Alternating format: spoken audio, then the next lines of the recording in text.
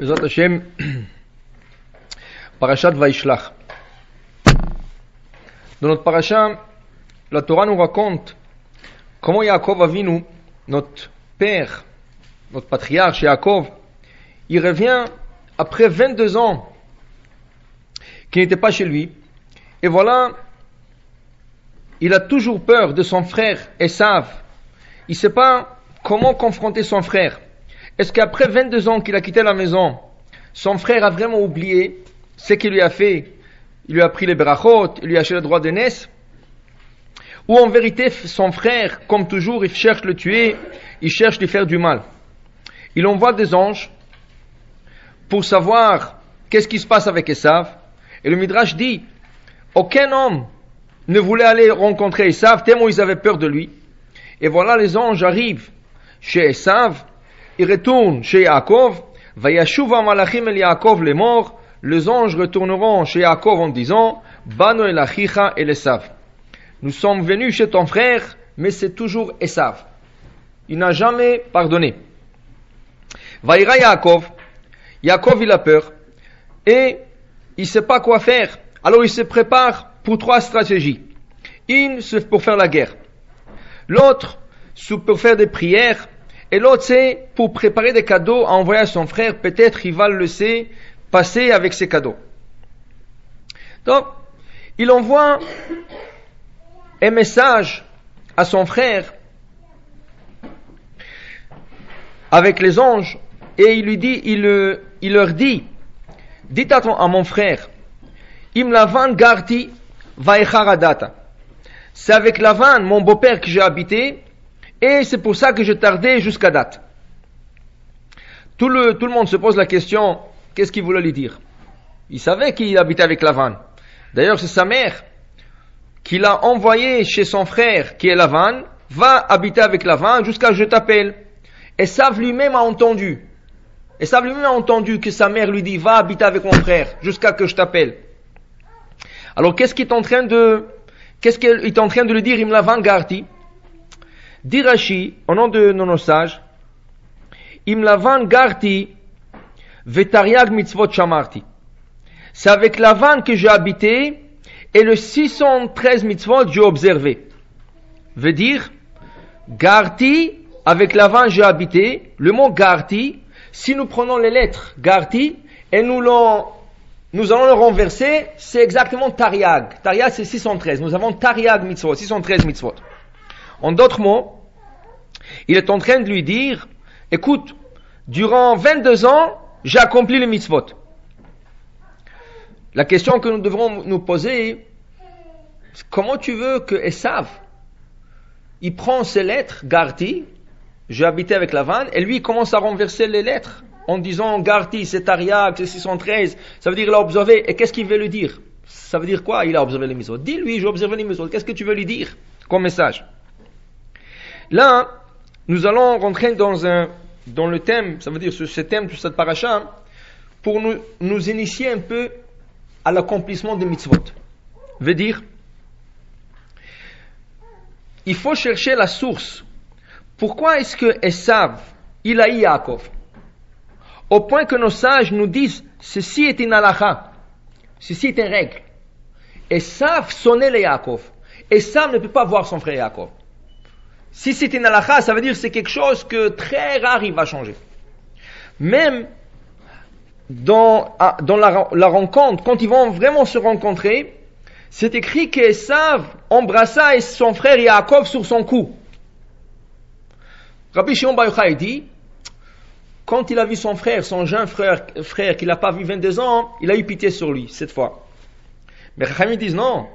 Si vous regardez la Torah, il embrassa. Sur le mot Vaishaklo, il y a des petits points. Ces petits points représentent le dent de Esav qui a essayé de mordre le cou de son frère Yaakov. Même au point de rencontre, il voulait le mordre, le tuer. Seulement quand Akadosh Baruch Hu a fait un miracle, que le cou s'est tourné en marbre, et là il a pu résister. Ça veut dire que c'était une règle. Esav sonnait les Yaakov. Et pourquoi cette haine? Qu'est-ce qu'il lui a fait? Il lui a pris les bénédictions éternelles. Le berachot que lui pensait recevoir de son père, c'est Yaakov qui est rentré et qui les a pris. Quand Esav rentre chez son père, il lui dit, bénis-moi. Il dit, je n'ai plus de bénédiction. J'ai tout donné à ton frère. Il dit, comment? À beracha achat, quoi? Il y a dans le monde, il y a une seule beracha? Il dit, non. Écoute, moi je dis à ton frère que lui, il va être le maître dans ce monde. À part Akadosh Baruch Hu. Akadosh Baruch Hu, c'est le maître de tout l'univers. Mais je lui dis, dans ce monde, tu es le maître.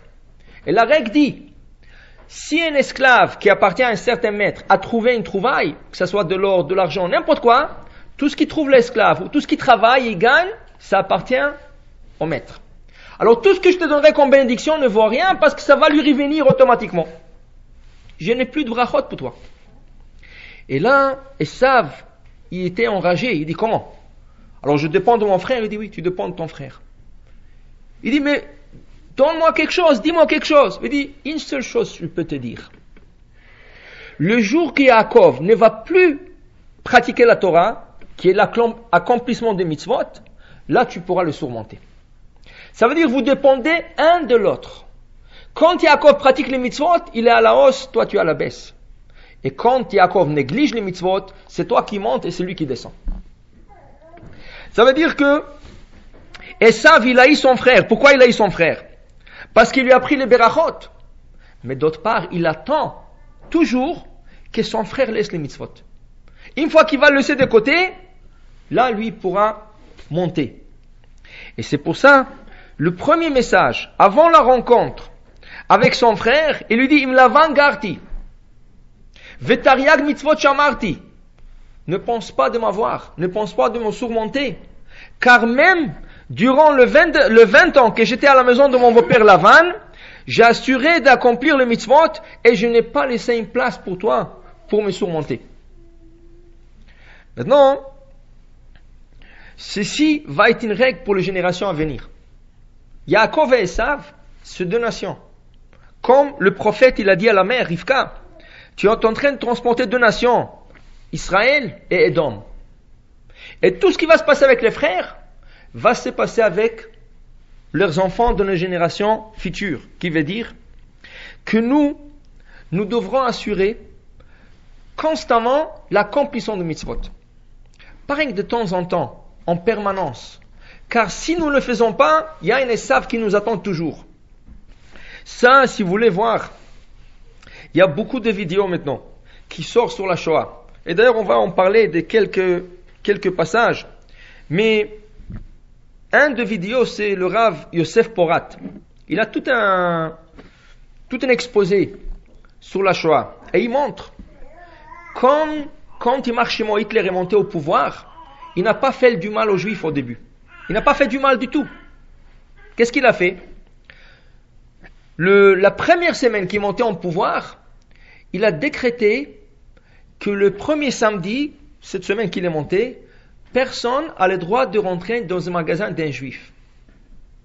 Il a même mis des policiers dans la rue qui vont faire la patrouille dans tout le magasin des juifs, que personne, aucun Allemand, a le droit de rentrer dans un magasin d'un juif.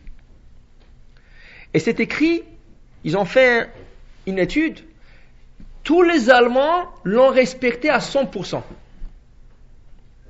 Dimanche, ça veut dire le lundi, dans une réunion de cabinet qu'ils ont fait, ils ont annulé le décret.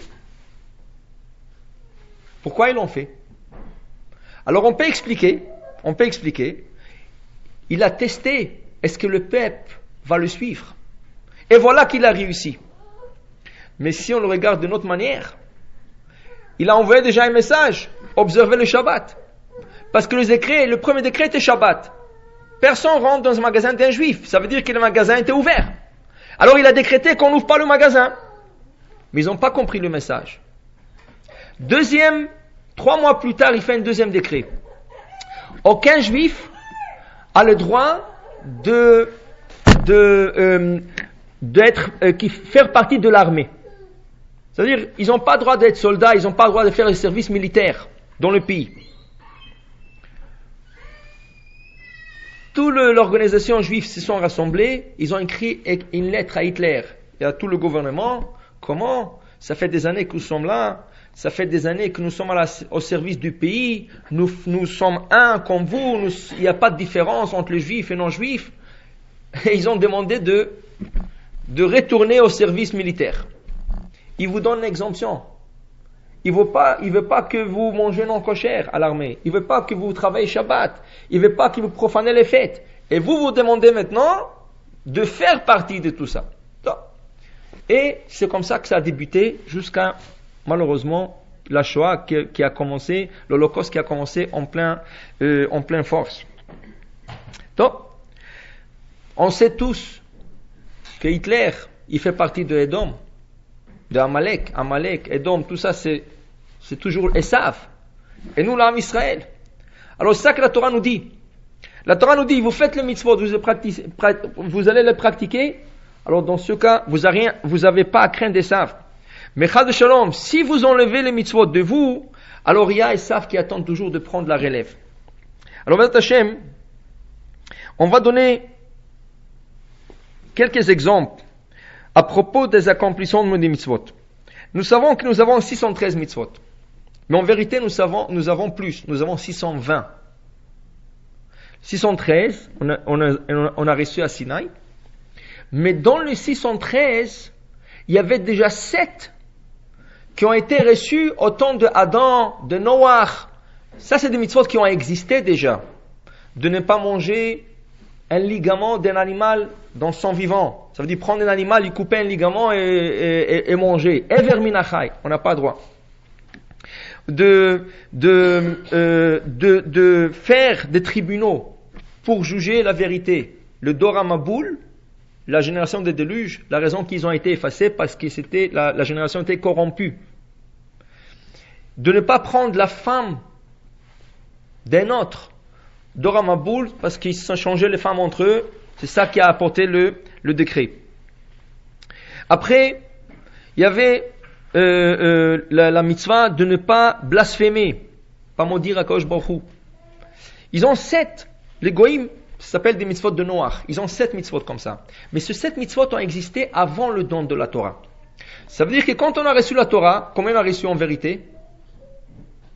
606. Si nous avons 613, moins 7, ça fait 606. À la valeur numérique des Ruth. Ruth, en valeur numérique, c'est 606. Parce que Ruth, c'est la femme qui est venue se convertir. Et elle a accepté sur elle 606 mitzvot. Parce que 7, ils ont déjà eu. Même un non-juif, il a le 7. Maintenant, quand on est arrivé au don de la Torah, on a reçu la Torah, Chachamim ont vu qu'on n'a pas reçu 613. On a reçu 606. Ils sont partis instaurer 7 nouvelles mitzvot d'ordre rabbinique. Alors c'est 620, mais en vérité, ils sont seulement 613. Parce que 7 que nous avons eu auparavant, nous avons maintenant 7 nouvelles. Pour remplacer les 7 anciens, ça veut dire pas remplacer, on doit toujours les accomplir, mais pour dire qu'on a reçu de nouvelles 613 mitzvot. Par exemple, l'allumage des bougies de Shabbat. Ça c'est une mitzvah d'ordre rabbinique. Ça n'existe pas dans la Torah. Ça c'est le rabbin qui ont instauré pour le shalom, pour éclairer la maison, pour avoir le shalom, la paix à la maison, le jour de Shabbat. Et c'est pour ça que nous disons Shabbat Shalom. Le Shabbat Shalom a été instauré, dire, quand on a instauré l'allumage des bougies qui font le shalom à la maison.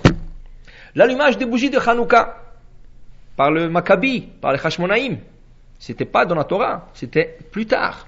La lecture de la Megillat Esther a été instaurée par Esther, la reine Esther, et le tribunal à l'époque. Ça n'existait pas dans l'époque de Moshe Rabbeinu. C'est une histoire qui est venue beaucoup plus tard. Netilat Yadayim, de faire se laver les mains. Le roi Salomon, c'est lui qui a instauré la Netilat Yadayim, que chaque fois que quelqu'un veut manger du pain, alors même s'il n'est pas Kohen, normalement la Netilat c'est que pour de Kohanim. C'est rien que le Kohen qui se lave les mains pour manger son pain sacré. C'est lui qui n'est pas Kohen, il n'est pas obligé de se laver les mains. Mais là on a instauré pour tout le monde la Netilat Yadayim. Et la manière que pour le pain, c'est 3 fois sur la main droite, 3 fois sur la main gauche. Et quand il s'agit d'une impurification, c'est 3 fois en intercalant. Ça veut dire 6 fois en intercalant, en commençant par la main droite, gauche, droite, gauche, droite, gauche. Tout ça, c'est une instauration d'ordre rabbinique. Les lois des deuils, ça n'existe pas dans la Torah. Oui, le concept existe. on voit que Yitzhak, il a accepté le deuil sur son père Abraham, et c'est pour ça que Yaakov a cuisiné un plat de lentilles.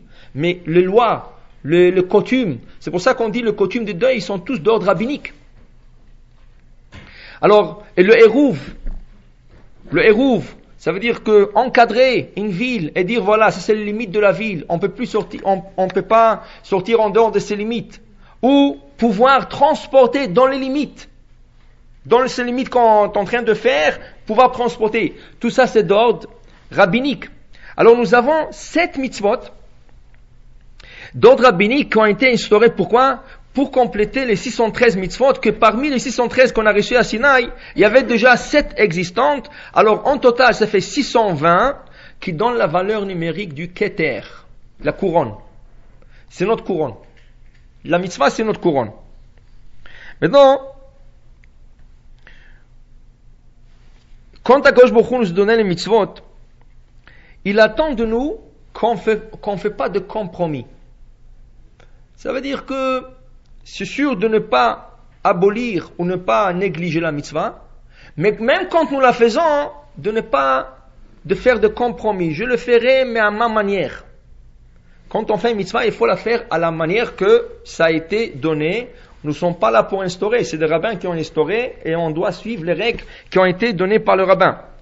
Alors le Rav Chaim Volozhin pose la question suivante. Dans les Talmud, Kiddushim 39a, il est écrit, tout celui qui fait une mitzvah, sa vie est prolongée et il aura de l'abondance. Mais on ne voit pas toujours que c'est le cas. C'est pas toujours ceux qui accomplissent les mitzvot, ils ont de l'abondance. Alors il se pose la question, pourquoi on ne voit pas l'accomplissement de paroles de nos sages? Dit le Rav Chaim Volozhin, parce que nous faisons de compromis dans l'accomplissement des mitzvot. Veut dire quoi? Exemple, pour les hommes. Quand on arrive Shachrit le matin à la prière, toujours, tout le monde s'empresse. Alors on attend avec impatience, on ne sait pas qu'est-ce que les gens attendent. Pour faire la prière, ou pour le moment de partir. Alors tu vas toujours, il y a des gens qui bougent, ils sont pressés. Et vite, c'est pas la peine ça c'est pas nécessaire. Alors vite, plus vite. Il y en a qui enlèvent le tefillim déjà, avant que la prière se termine, ils enlèvent déjà le tefillim. Or que la Rizal disait que le tefillim s'enlève après le dernier kaddish. Une fois qu'on a terminé toute la prière, c'est rien que là qu'on peut enlever le tefillim. Et encore, tout celui qui a un peu de temps est obligé d'étudier quelque chose, même 2 halachot, avec le tefillim, parce que ça purifie l'âme. Mais il y a des gens qui sont tellement pressés. Alors déjà, il sait que, bon, de toute façon, dans 5 minutes, on va terminer. Il enlève avant. Dès qu'il y a le dernier Kaddish, il est déjà à la porte. En Israël, il y avait quelqu'un, il a vu un homme en train de faire le dernier passage de la prière, c'est Aleinu l'Shabeach. C'est le passage qui clôture toutes les 3 prières, Shachrit, Mincha et Arvit. Aleinu l'Shabeach, c'est la fin. Aleinu l'Shabeach, c'est le remerciement à Akadosh Baruch Hu, c'est c'est lui qui a fait le Bereshit, c'est lui qui est notre maître. Alors, il y avait quelqu'un qui toujours, il était tellement pressé, qu'Aleinu l'Shabeach, il était déjà à la porte. Et dès qu'il terminait, il était déjà dehors. Alors, il y avait un gabaï qui s'est énervé avec lui. Alors, une fois, il lui crie en plein Aleinu l'Shabeach, il dit, Aleinu l'Shabeach, c'est pas Tfilat HaDerech. C'est pas la prière de la route. Pourquoi tu es déjà à la porte? Termine ta prière et après tu vas à la porte. Tu es déjà à la porte. Ça veut dire que tu es à moitié déjà dehors. Dit le Rav Chaim Volozhin, ceci est un exemple qu'on a hâte de se débarrasser de la mitzvah. Quand on dit que celui qui fait une mitzvah, il reçoit de l'abondance, c'est lui qui l'a fait avec bon cœur. Vraiment pour la mitzvah, pour l'accomplir sur le côté le mieux possible. Mais pas celui qui cherche rien que se débarrasser et la faire parce qu'il est obligé de le faire. Ou que ce soit par conscience, il a peur, si je ne la fais pas, qu'est-ce qui va m'arriver? Ou que ce soit parce qu'il a été éduqué comme ça, il le fait par éducation qu'il a été éduqué, mais il ne le fait pas par amour. Le mitzvot exige une discipline de la personne que cette mitzvah se fera par amour. Qu'est-ce que c'est faire une mitzvah par amour?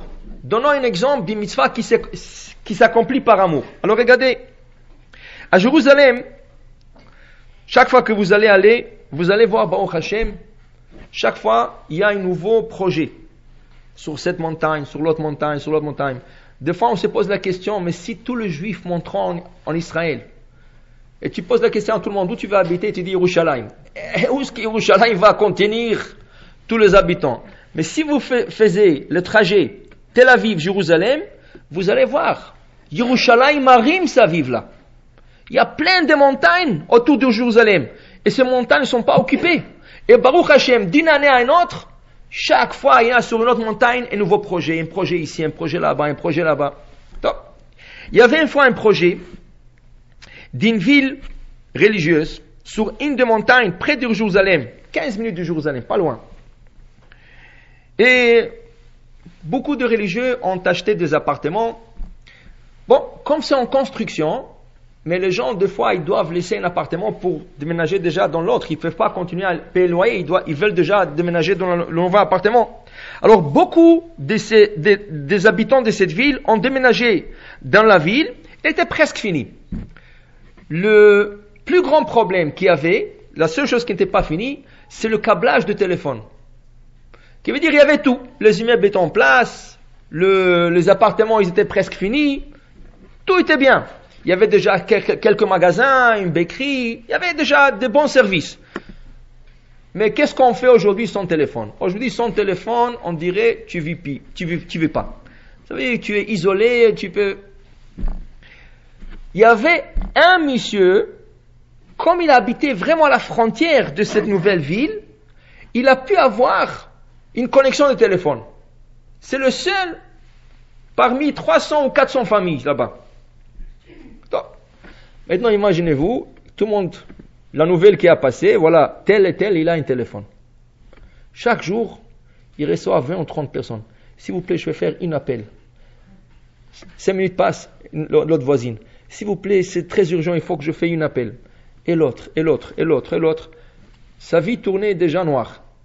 Toute la journée, chacun c'est 2 minutes, 5 minutes, mais ça s'arrête pas, tout le monde vient.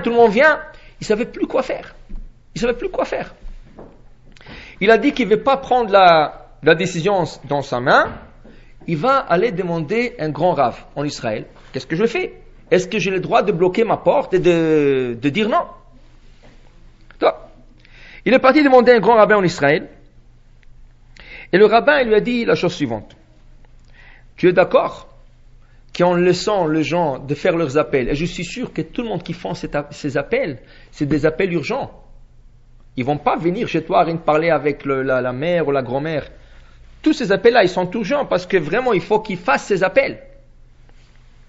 Alors, il lui dit, ça c'est sûr, chaque appel c'est du chesed. Chaque appel que tu laisses faire, c'est de la bienfaisance avec le monde. Très bien. Il lui dit, imagine-toi, si le président de l'État t'aurait appelé et il t'aurait dit, laisse à celui-là faire un appel, et laisse à celui-là faire son appel, et laisse à celui-là faire son appel. Tu aurais dit, le président m'a demandé, je ne peux pas refuser, c'est sûr que tu aurais laissé. Si quelqu'un t'aurait approché un grand rave, il t'aurait dit, laisse à lui, c'est sûr que tu l'aurais fait.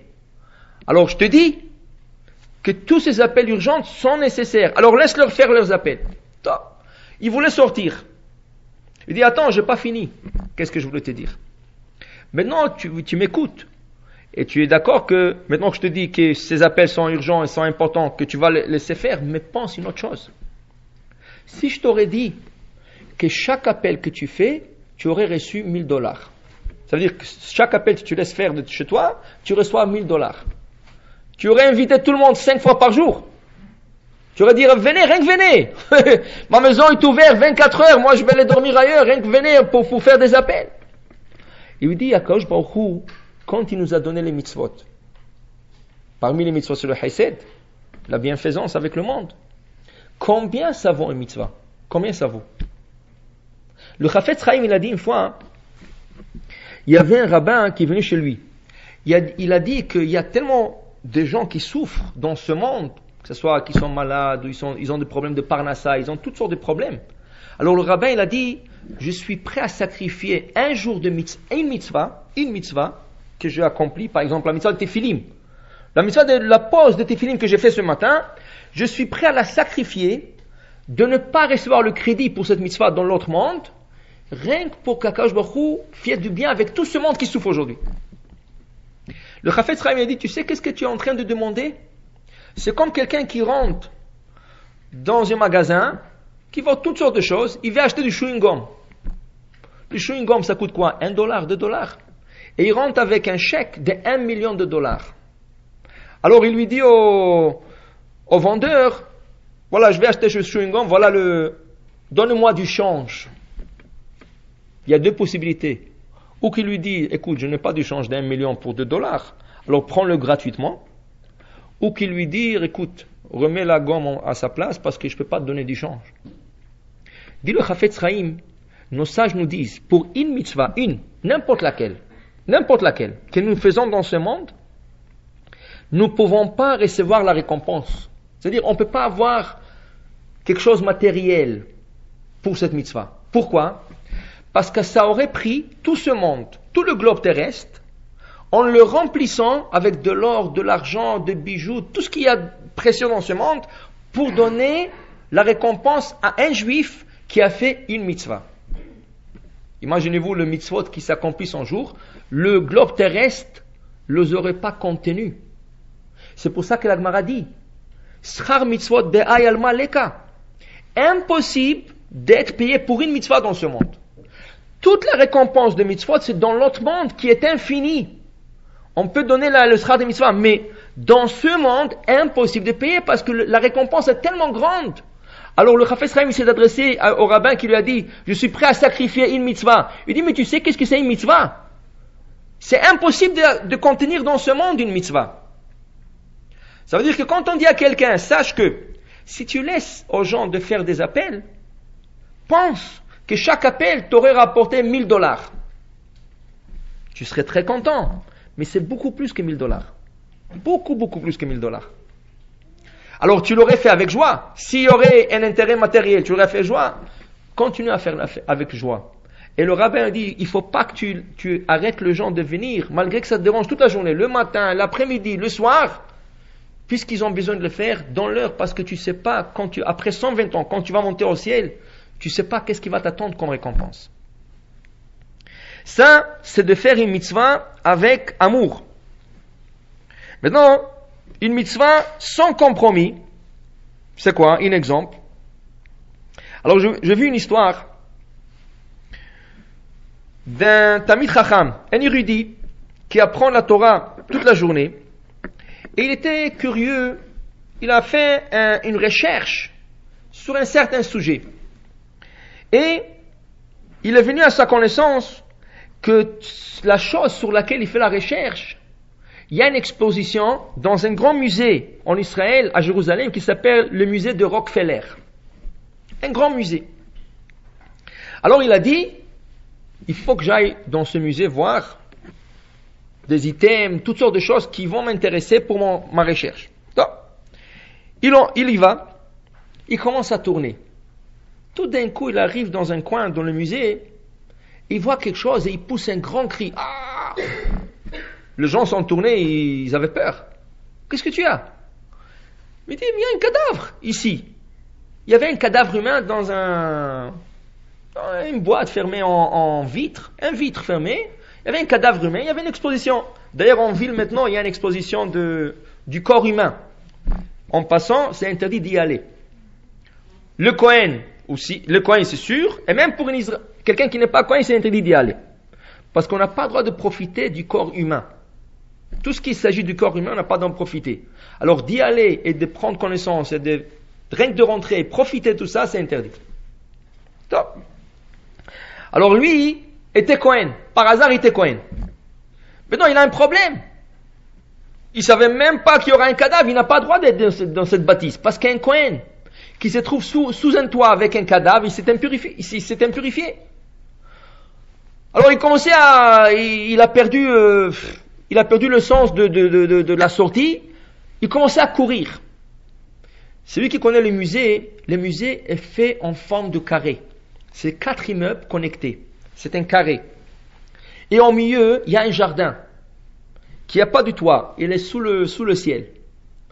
Lui, il commençait à courir, mais il tournait en rond. Mais là, il a trouvé le jardin. Tout de suite, il est couru au jardin. Pourquoi il est sauf au jardin? Parce qu'il n'y a pas du toit. Tant qu'il n'y a pas de toit par-dessus sa tête, il est sauvé. Il ne devient pas impur. Donc, il est resté là-bas. Il était 2 heures de l'après-midi. 2 heures, 3 heures, 4 heures, 5 heures, 6 heures, on ferme. Alors tout le monde commence à sortir. Et lui il dit non, moi je reste ici, je ne peux pas rentrer. Il ne peut pas rentrer, parce que pour sortir, il faut rentrer dans l'immeuble, il va s'impurifier. Il dit moi je ne sors pas. Donc, il y a la patrouille, il y a des gardiens qui tournent pour voir s'il y a des gens qui sont restés. Et voilà un gardien qui vient chez lui. Il dit monsieur, il faut que vous sortez. Il dit non, moi je ne sors pas. Il dit comment je ne sors pas? On ferme. Il dit je ne peux pas. Il dit moi je suis coin, je ne sors pas. Il dit mais je ne peux pas te laisser ici, il faut que tu sors. Il dit non, je ne sors pas. Il dit mais qu'est-ce que ça veut dire ça? Il dit je ne sors pas, fais qu'est-ce que tu as à faire. Il dit ok, je vais aller appeler mes amis, on va te faire sortir.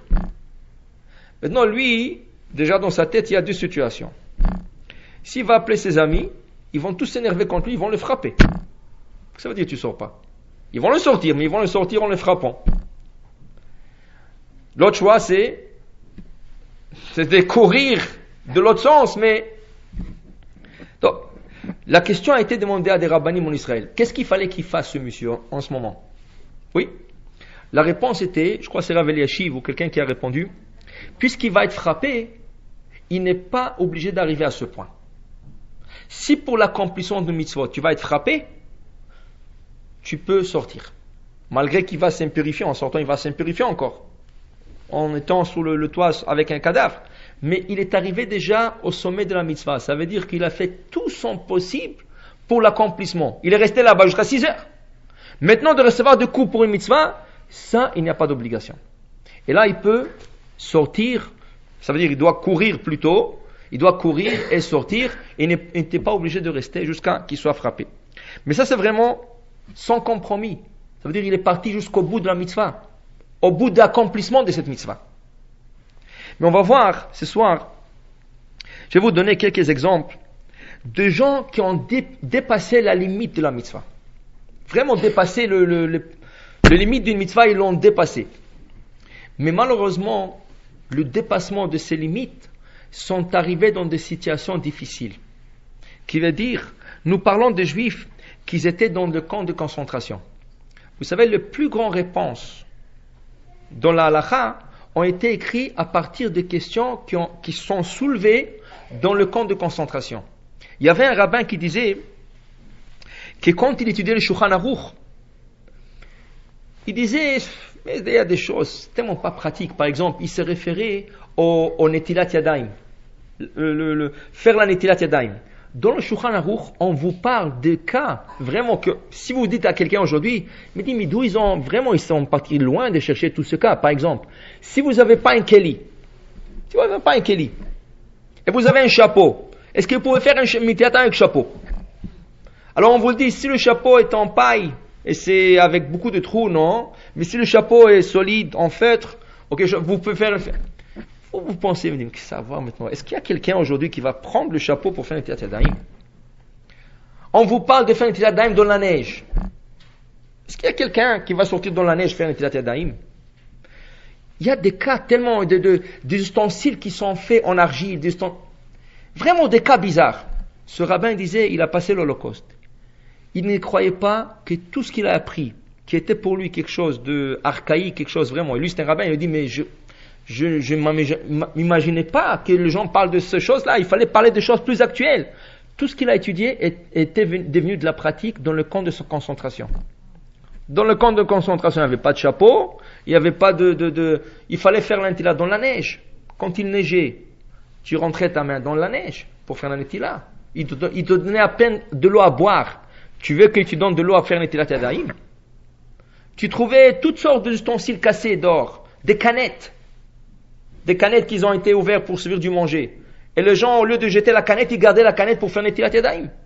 Il y a toutes sortes de choses. Il a dit, tout est devenu en pratique. C'est pour ça que cette génération, il y a 50 ans, 60 ans, depuis l'Holocauste, ils ont vraiment passé à travers tout le Shulchan Aruch.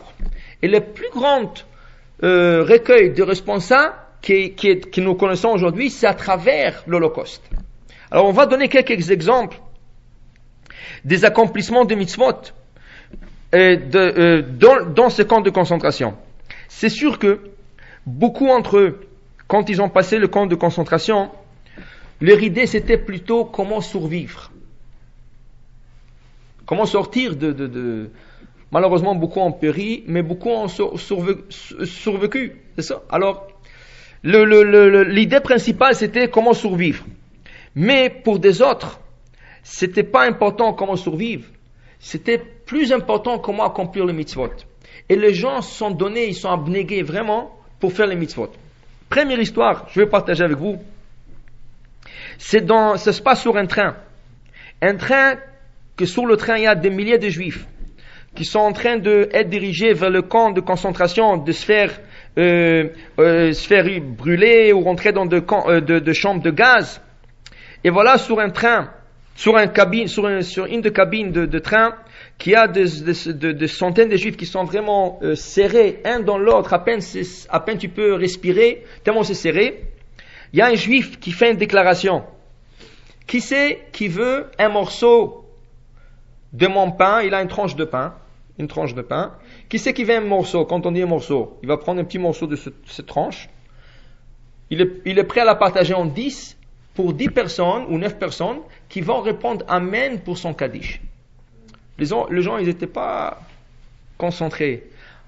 Alors il dit, il est prêt à prendre, il lui reste encore une tranche de pain, il va la partager en 10, il va la donner à 9 personnes qui sont prêts à répondre, se concentrer et répondre Amen pour son Kaddish. Donc, il a tout de suite trouvé.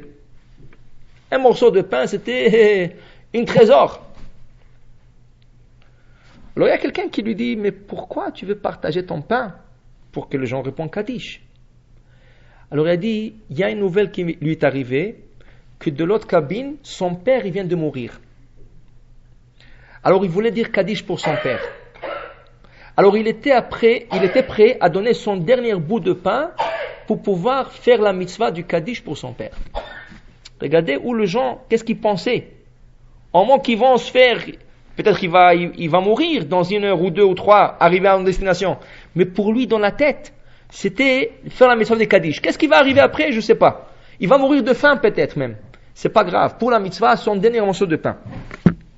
Dans le camp de concentration, ça c'est j'écoutais de Rav Pesach Kron, très connu, un orateur très connu à New York. Il a dit qu'il y avait une fille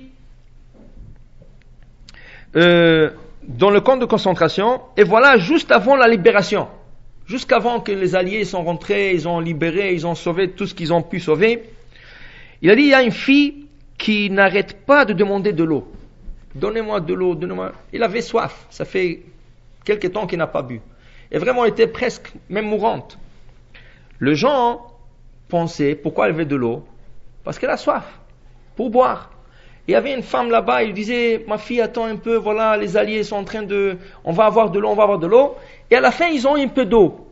Quand ils ont un peu d'eau, tout le monde, là où toutes les femmes là-bas, ils ont dit, s'il vous plaît, donnez-la à la fille. Elle est en train de pleurer et tout, s'il vous plaît, ayez pitié sur sa fille. On lui a donné cette verre d'eau.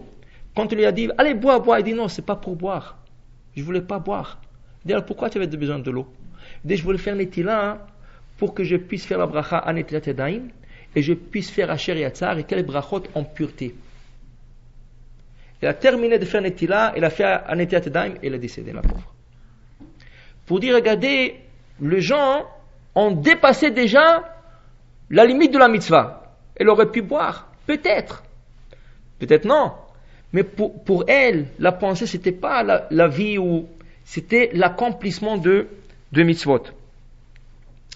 Bon. Une autre question. Regardez une question qui a été posée à des grands rabbins.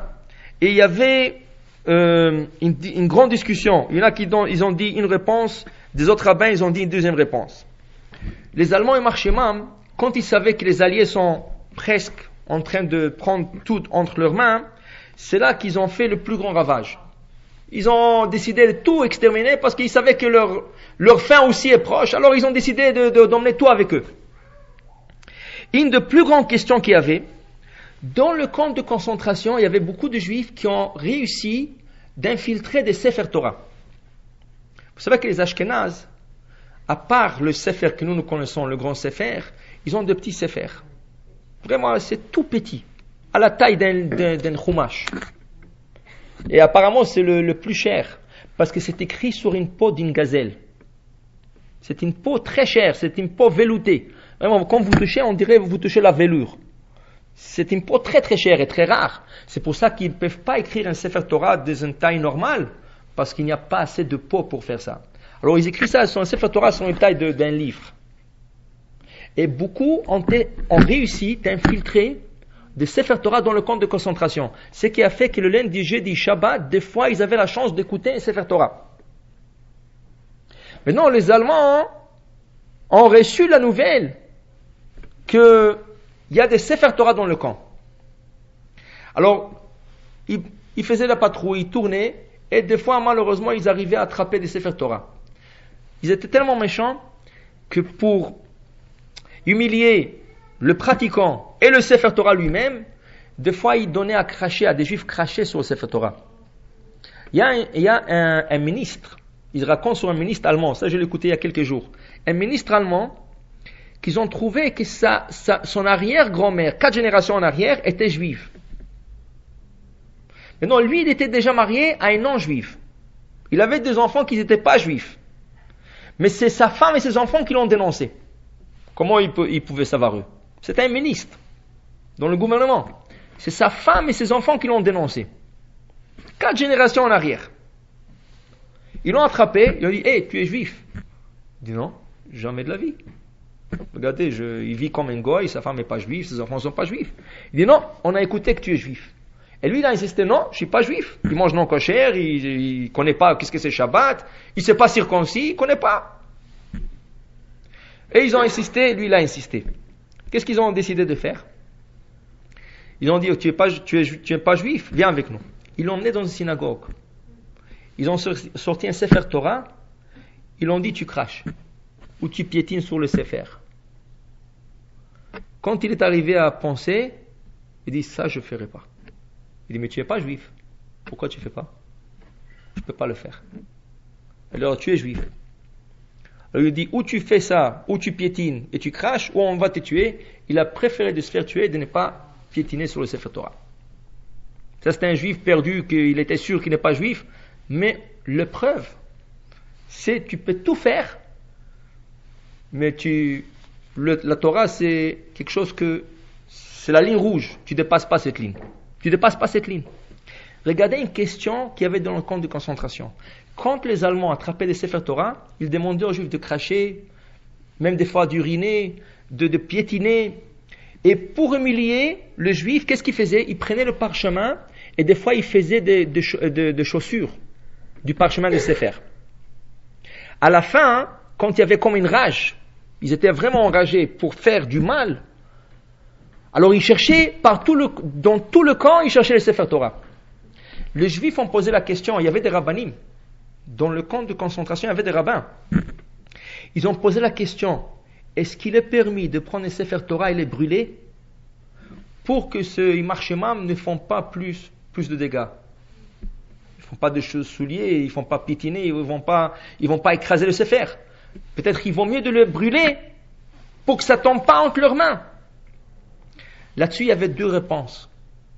Il y en a qui disaient, oui, il vaut mieux de le brûler, mais ce n'est pas pour le brûler, c'est pour sauver.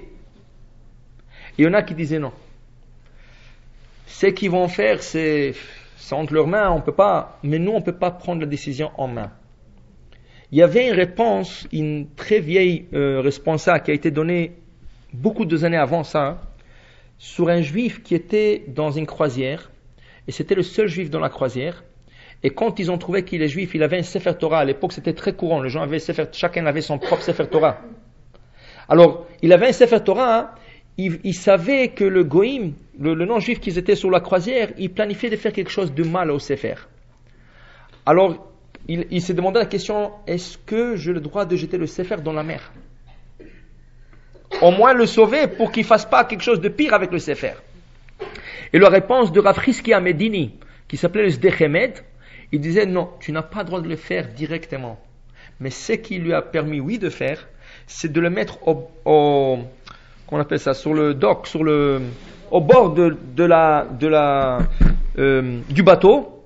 Et quand le bateau va bouger, c'est sûr que ça va tomber, mais au moins c'est pas lui qui a agité directement. Ça s'appelle grama. Une action indirecte, mais pas une action directe. Ça veut dire que, regardez où est-ce qu'ils sont arrivés à des questions, qu'est-ce qu'on a le droit de brûler un sefer, mais c'est pas pour brûler Chas v'Shalom. C'est pour plutôt sauver le sefer Torah.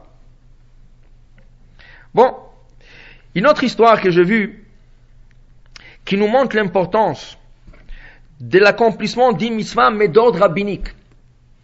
On a dit que tous les 613 sont importantes, même les 7 d'ordre rabbinique sont importantes. Mais regardez l'importance, ça veut dire la récompense pour quelqu'un qui a accompli cette mitzvah. Il y avait dans une ville, en Pologne, un juif qui ne respectait pas Pessah. Il vendait de la bière.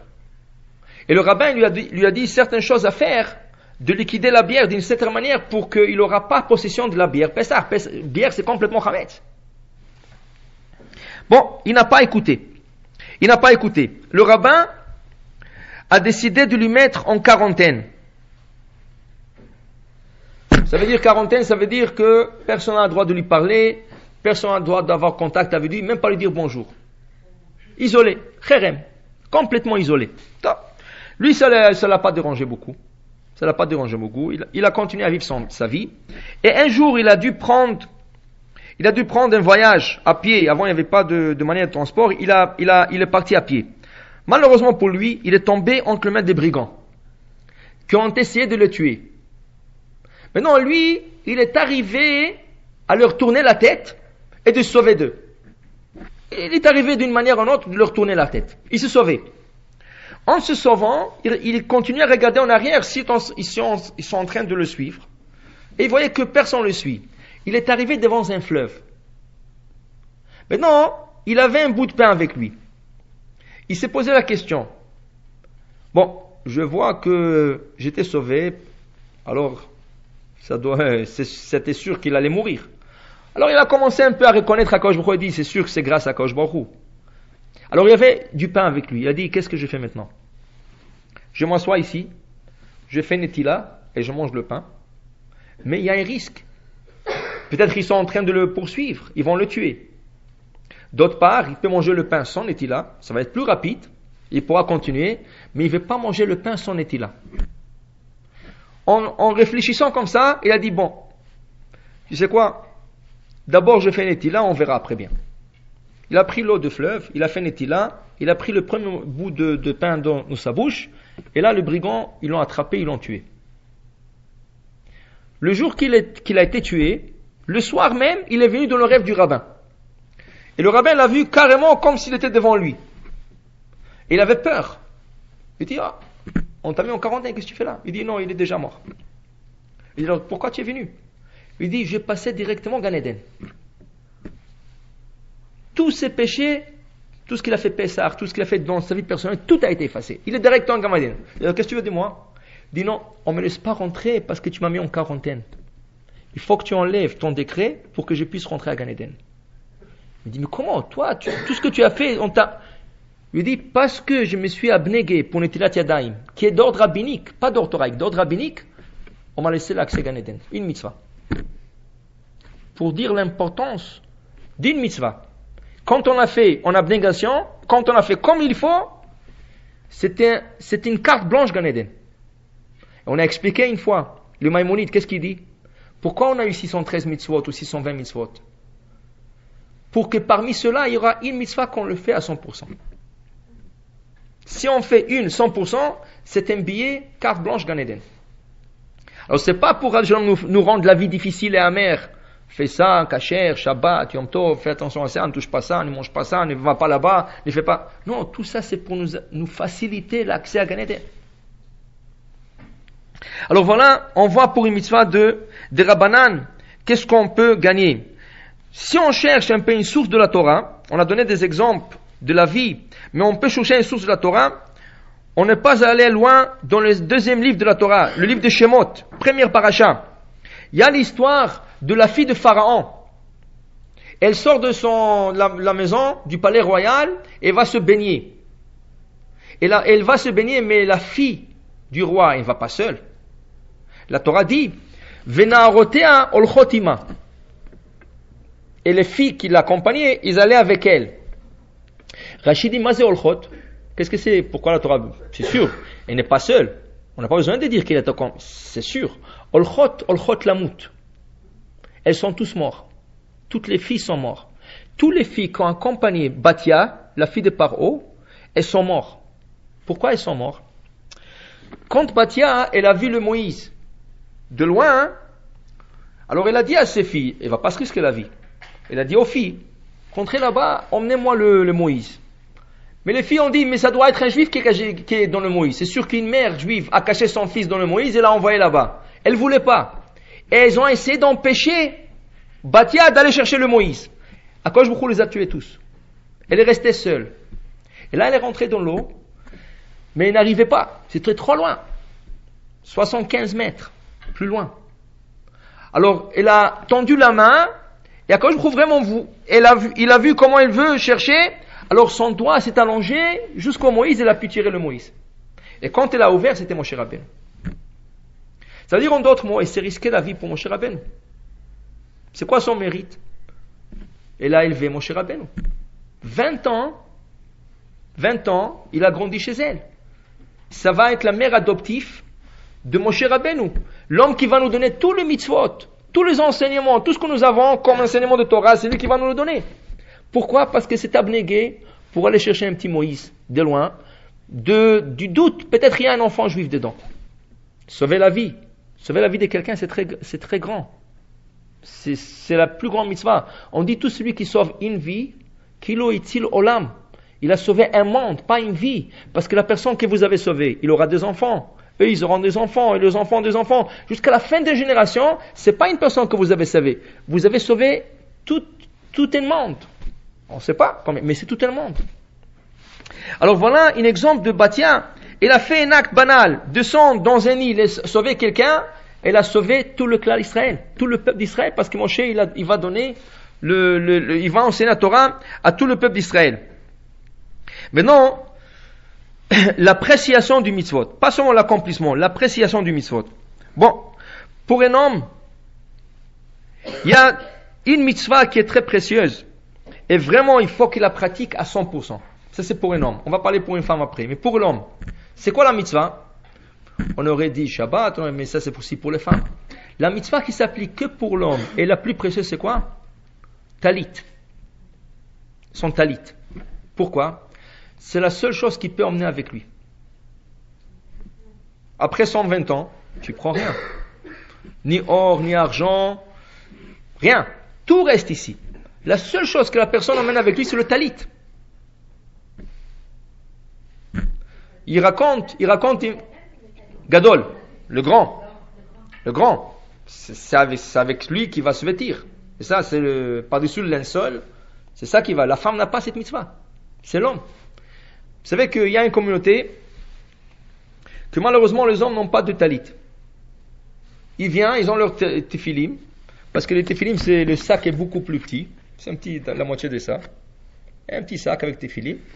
Il y a une synagogue, il y a des talit là-bas, toute synagogue, à leur entrée, il y a des talit. Ils prennent le talit de la synagogue. Ils ne portent pas de talit. Quand ils vont en voyage, ils ne prennent pas de talit. Ils prennent rien que le téphilim. S'ils trouvent un talit, ils se trouvent. Il y avait un rabbin, une fois, il est rentré dans une telle synagogue. Il a vu que les gens, aucun n'a apporté son talit. Ils prennent tous la talit de la synagogue. Alors tout le monde lui a dit, rabbin, s'il vous plaît, faites-nous un discours, un Dvar Torah. Elle lui dit, non, je suis pas de passage, je veux pas. Il dit, non, s'il vous plaît, vous êtes de passage, il n'y a pas, le rabbin n'est pas là, faites-nous un Dvar Torah. Il a dit, ok, je vais vous faire un Dvar Torah. Il leur a dit, vous savez, en venant ici aujourd'hui, j'ai passé devant une maison et j'entendais des pleurs. Quelqu'un qui pleure, je dis, pas possible.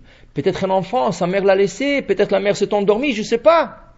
Alors je me suis approché de la porte et je vois que la porte est ouverte. Et j'entends le pleur et tout ça.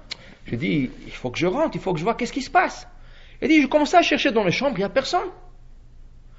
D'où est-ce que le pleur vient? Tout d'un coup, je me tourne, il y a un vestiaire. Donc j'ai ouvert. Et j'ai vu un sac de talit et le pleur venait du sac. J'ai pris le sac, j'ai ouvert le sac et je vois la talit en train de pleurer. Je dis, Talit, pourquoi tu pleures? Je dis, regardez, mon maître, il a pris sa femme, ses enfants, il a pris ses bagages et tout, ils sont partis en vacances, ils m'ont laissé à la maison. Et je pleure, et je pleure. Alors le rabbin lui a dit, mais t'en fais pas, Talit, t'en fais pas. Après 120 ans, il va laisser sa femme, ses enfants, ses bagages, c'est rien qu'à toi qu'il va prendre. Tout le monde a compris le message. Le lendemain, ils sont tous partis chercher des talits. Ça, c'est une mitzvah pour l'homme. Ça, c'est une mitzvah précieuse. Pourquoi elle est précieuse? Si tu sais que c'est la seule chose que tu peux emporter avec toi, tu as intérêt de la faire à 100%. Et des fois, vous voyez ces hommes-là qui viennent avec des talits comme on dirait des écharpes. Un châle, il met un châle comme ça tombe, c'est par terre. Vraiment, ils n'ont pas d'importance, on dirait que c'est quelque chose qu'on lui a mis sur lui. Or, c'est la mitzvah la plus précieuse que tu peux emmener avec toi. C'est la seule chose que tu peux emmener avec toi. Et les gens ne font pas attention. Des fois, les gens, ils peuvent garder un talit.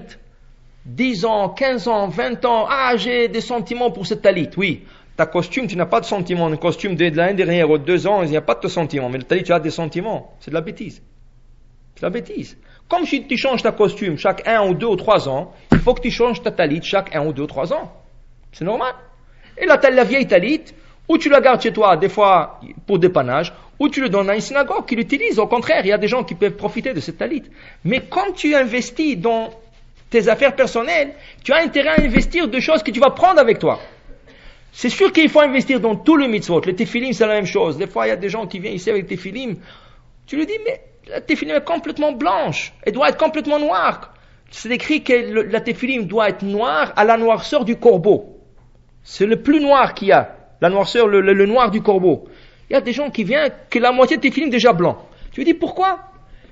C'est depuis mon bar mitzvah, j'avais pas le temps. Mais pourquoi? Pourquoi tu as besoin de... Et des fois, il y a pire que ça. Il y a des gens qui nous disent, c'est de mon grand-père, un souvenir de mon grand-père. Ton grand-père, il y a 70 ans et tu es en train encore de... Tu sais qu'il faut teinturer, il faut vérifier le parachute. Non, je vais pas toucher, c'est sentimental. C'est le Tzara, il leur joue sur le sentiment, c'est incroyable. Mais ça, c'est des choses, c'est des mitzvot importantes. Et les gens négligent. Ils savent pas, le tefillim pour un homme, c'est exactement comme la mezouza. Quand quelqu'un a des problèmes de santé ou n'importe quoi, on lui dit 2 choses. Ou tu vérifies ta mezouza, ou tu vérifies tes tefillim, ou le 2. Parce que le tefillim, ça peut faire beaucoup de choses. Moi, je connais personnellement, il y a 10 ans, l'année 2000, j'ai connu quelqu'un, un jeune couple, vraiment un couple magnifique. Toute la journée, des mitzvot, des chesed. Mais malheureusement, la femme n'arrivait pas à tomber enceinte. Le mezuzot était bien, tout. Alors je lui dis, écoute, tu as tout vérifié, peut-être le tefillim. Il dit, ok, tiens, dans 3 mois, je vais en Israël, et mon père, c'est un sofer. Ah, je lui dis, extraordinaire, ton père, c'est un sofer en 3 mois. Ok, tu vois. Il est parti, il est revenu. Quand il est revenu, il m'a dit, tu vas pas croire. Je dis, quoi? Il dit, mon tefillim n'était pas saoul. Et le tefillim, elle avait l'air très bien. Qu'est-ce qu'il y avait?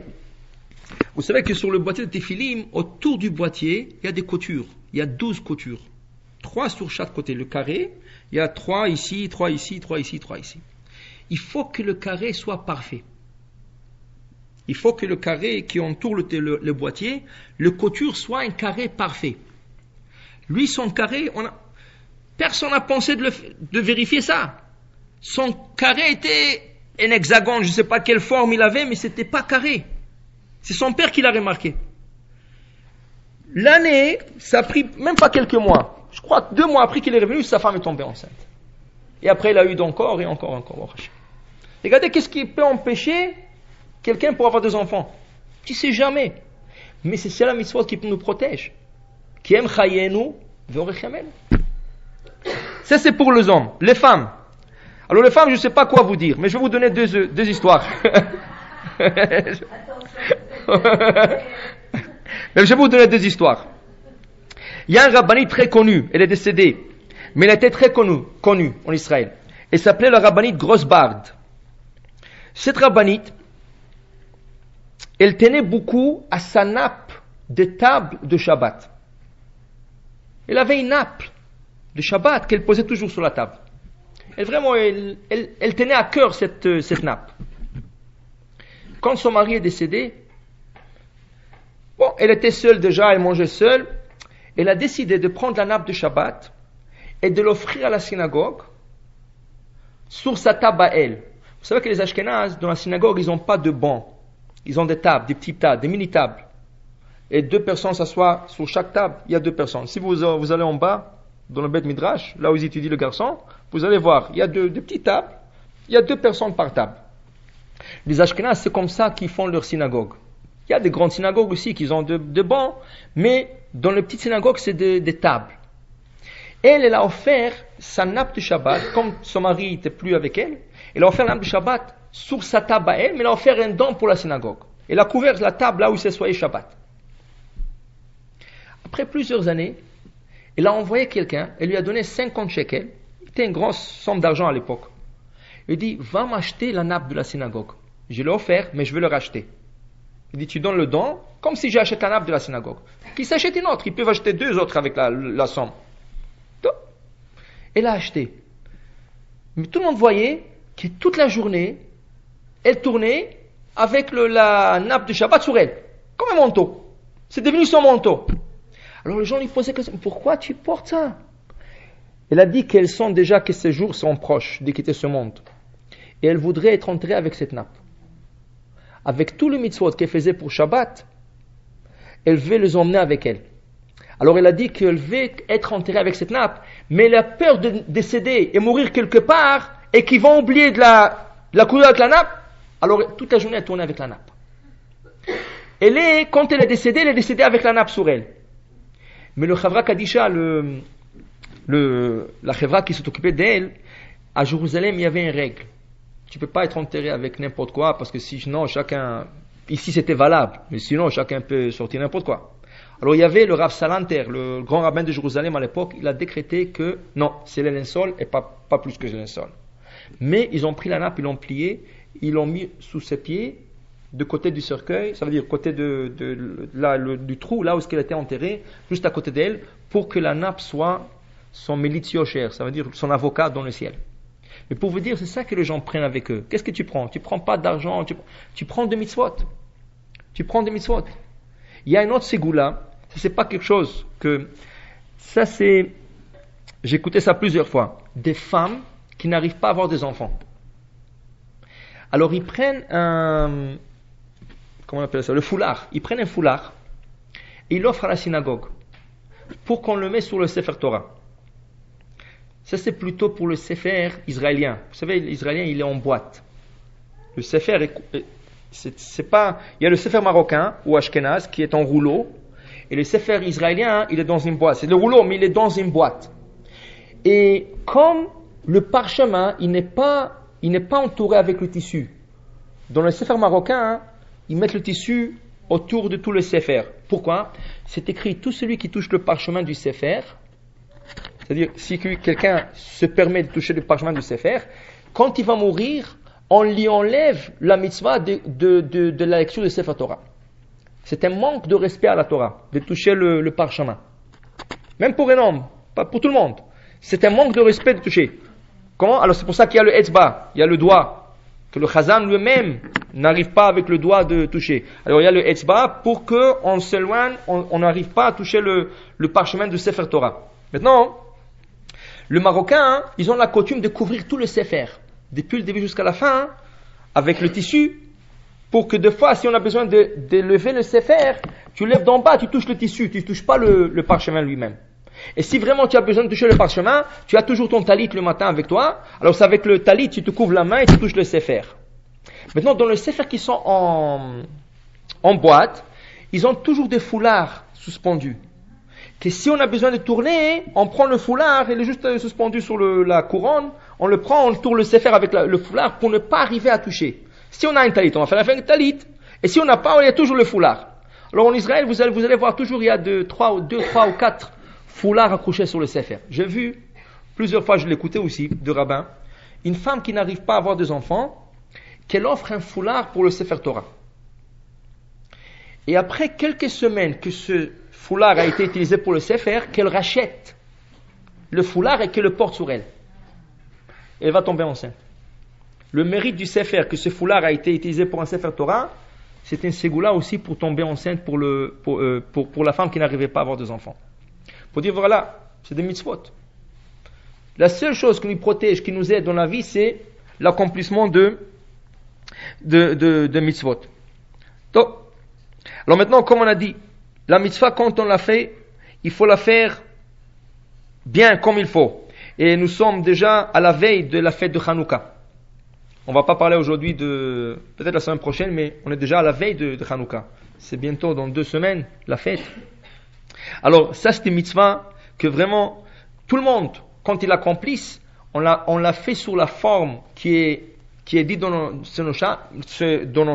livre de Torah et de nos sages, Me'adrin mina me'adrin. Ceux qui embellissent la mitzvah, la plus belle qu'il peut avoir. C'est la seule mitzvah, on va en parler Hanouka Bezat Hashem. C'est la seule mitzvah que vous allez voir, que vraiment tout le monde, sans exception, depuis les plus ignorants jusqu'aux plus grands, qu'on l'a fait de la meilleure forme et façon. Mais encore, c'est quoi la meilleure forme et façon? C'est de la faire avec l'huile d'olive. C'est la meilleure forme, d'ailleurs c'est le Nes. Le miracle s'est produit avec de l'huile.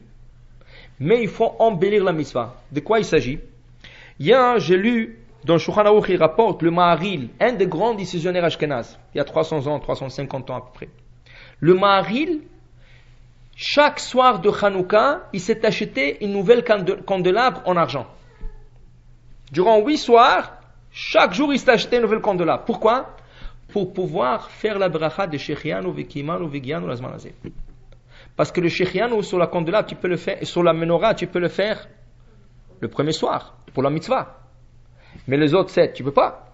Alors lui, il s'est acheté des Hanoukiyot pour pouvoir le faire. Comme j'ai vu dans un livre, Alain de Chabéach, il disait que Rothschild, un des plus grands richards philanthropes, il s'est acheté chaque jour une paire de téphilim.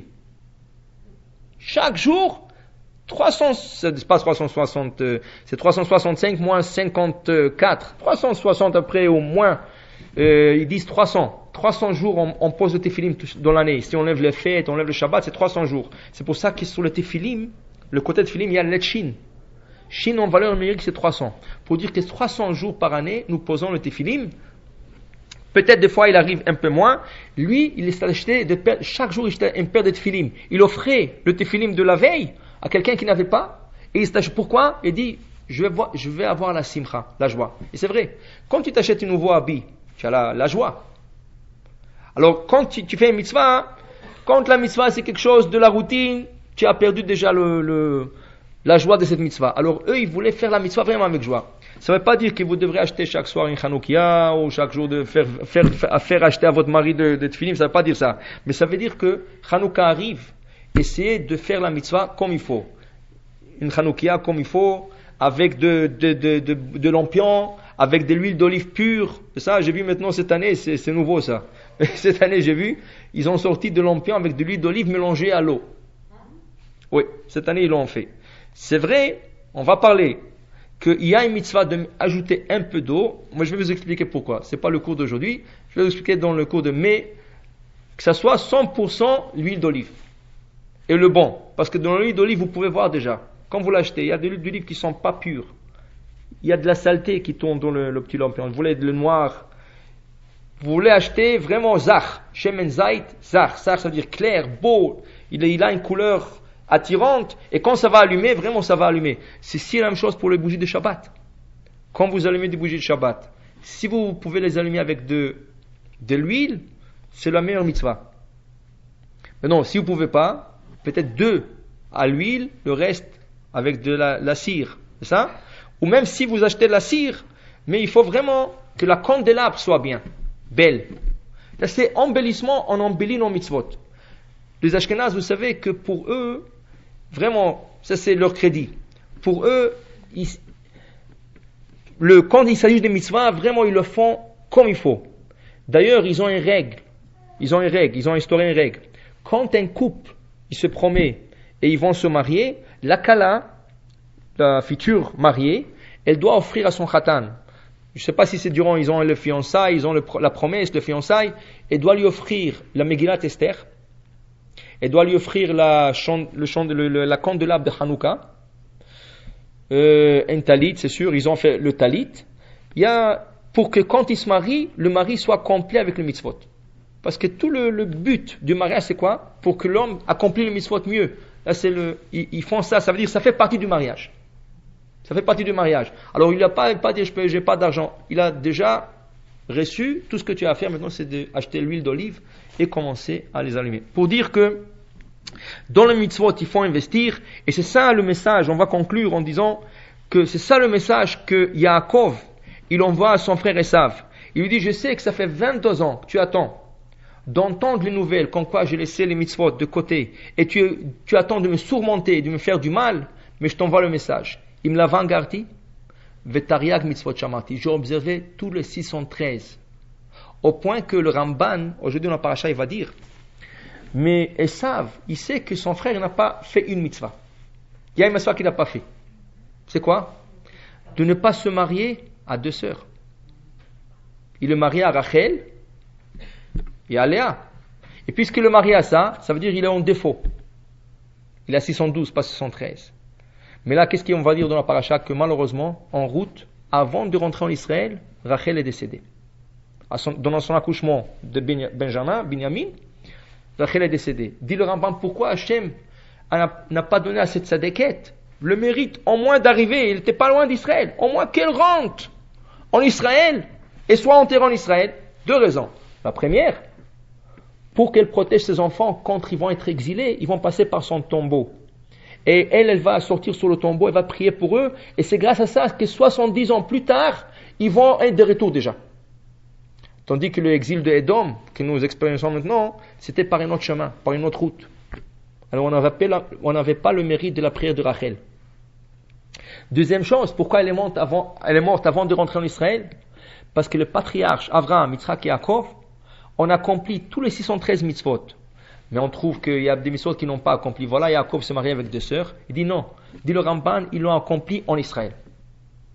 En dehors d'Israël, ils se permettaient des fois, quand il y avait nécessité, de ne pas les accomplir. Comme Yaakov qui a se marié avec 2 sœurs. Mais en Israël, ils ont accompli tous ces 613 mitzvot. C'est pour ça qu'il fallait que Rachel décède avant de rentrer en Israël, que quand son mari va rentrer en Israël, il va rentrer complet. Alors quand tu lui dis Tariag, le 613 jours observés, incluant cette mitzvah, tu n'as rien à me reprocher, et c'est comme ça qu'il se sauvait de la main de son frère. Alors, Hashem, que le mitzvot nous aide, nous protège. Amen.